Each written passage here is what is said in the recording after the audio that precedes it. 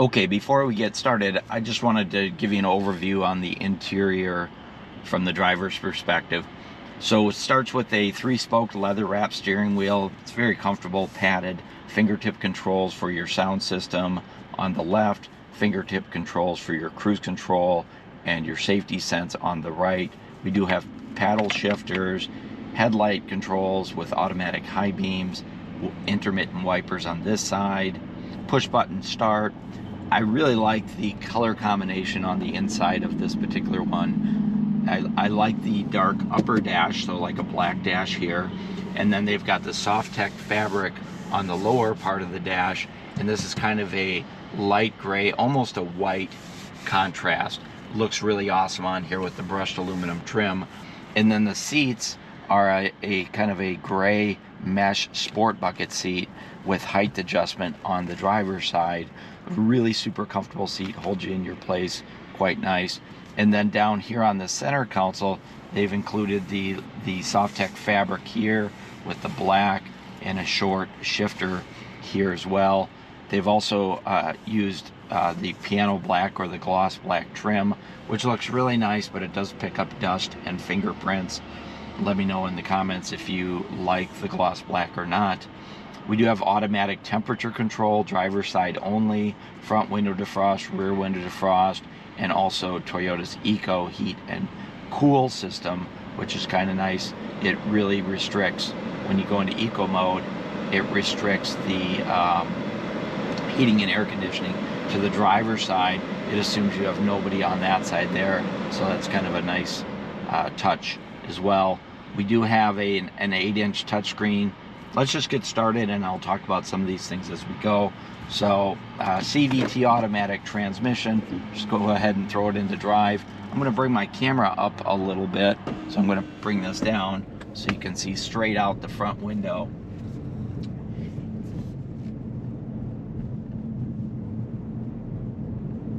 For today's drive, I'm just using the microphone right out of my GoPro. I'm not using a lapel mic because I want you to be able to hear the road noise straight through the microphone on my GoPro. So we're driving into the sun right now, but we're going to go ahead and jump up on the highway here, and we'll be driving away from the sun shortly.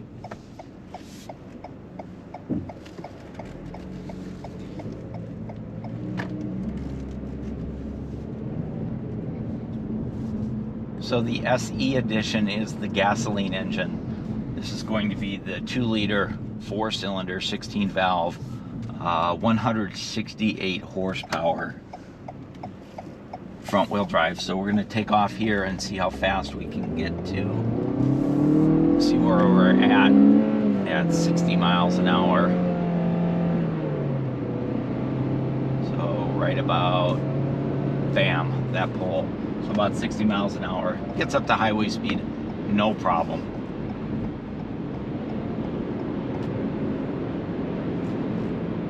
And this is a very quiet, fresh asphalt road, so probably not much road noise, but I'm gonna go ahead and shut up for a minute so you can hear it.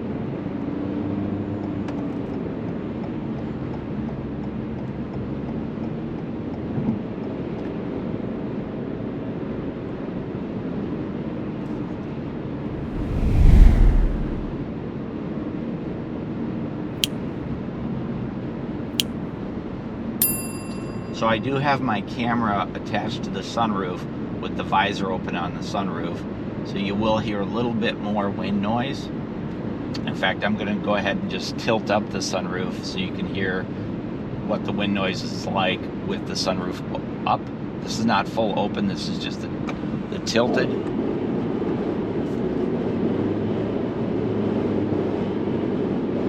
And my camera's like right next to the sunroof right now.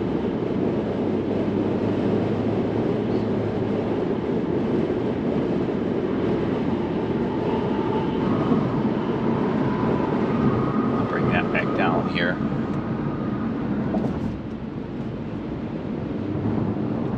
Check out the acceleration here.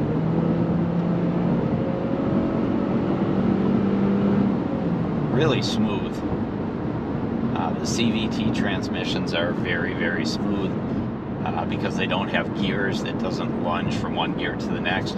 But with the SE edition, we do have the sport switch here, so we can go ahead and adjust the shift pattern, if you will, to more of a sport mode. I was not in sport mode just then, I was in eco mode.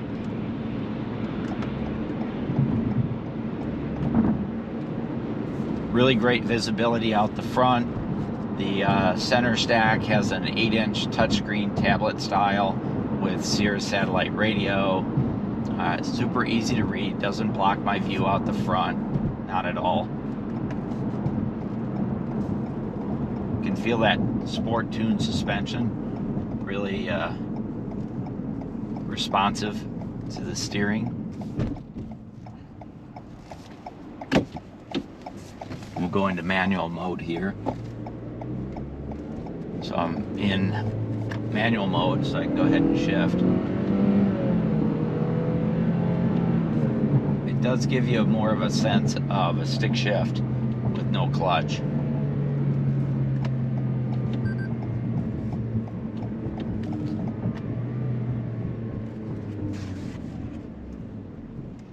Go ahead and shut out that sunlight a little bit.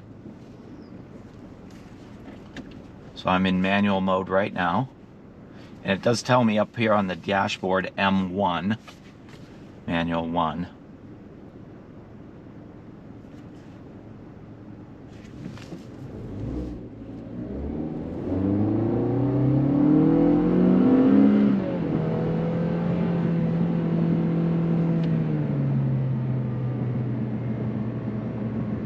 So it does feel very much like a stick shift.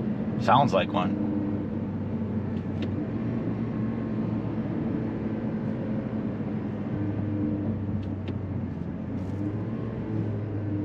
I like that. That's pretty cool.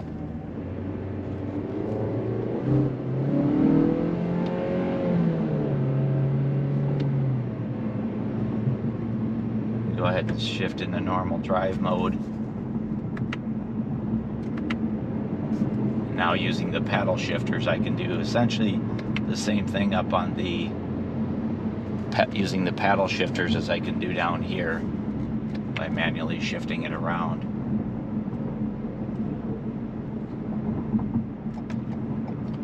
You can definitely tell the sport tuned suspension a little bit more rigid. It's not harsh by any stretch of the imagination, but you can feel more of the road on the SE than you would, say, on an LE or the XLE.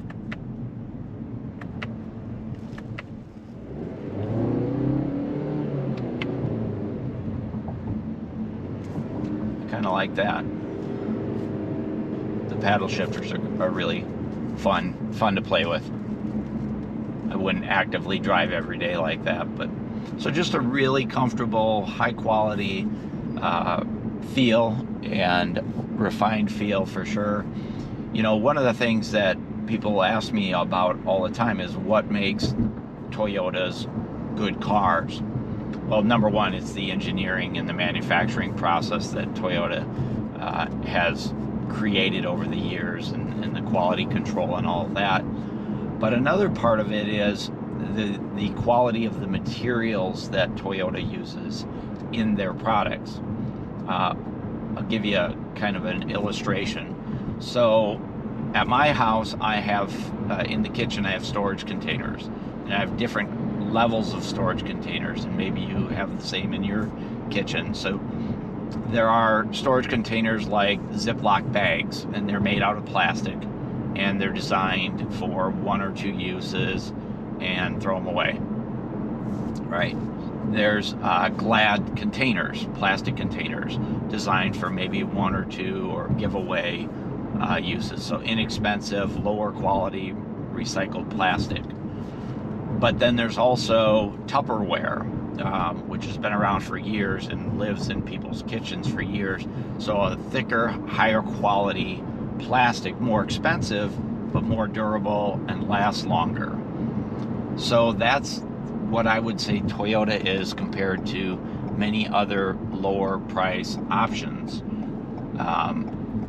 they use high quality materials. So you could say their plastics are like the Tupperware of plastics. So yes, there's plastics in Toyotas, but they're higher quality plastics, and they're engineered better, so they last longer. They the fit and finish is better. It's more expensive, right? Toyotas do cost more money than, say, a Hyundai, but the quality and the workmanship and the quality of the materials, the plastics, the engineering are what make a 100,000-mile Toyota, in many people's minds, a vehicle that's just getting started, where some of the competition, some of the other manufacturers buy a 100,000-mile less expensive car, and you'll notice at 100,000 miles there's a big difference in quality and durability and longevity and resale value. So that's how I like to explain the difference between a Toyota and some of the competition. The quality of the engineering, the quality of the materials, the quality control in the factory all contribute to a much better quality, longer lasting vehicle. Hey, I hope you enjoyed this video. I hope you found it helpful. If you did, go ahead and give me a thumbs up in the comments. Feel free to subscribe. Any questions, comments, or concerns, let me know. This is Tony, Talking Car Biz. Thanks for watching.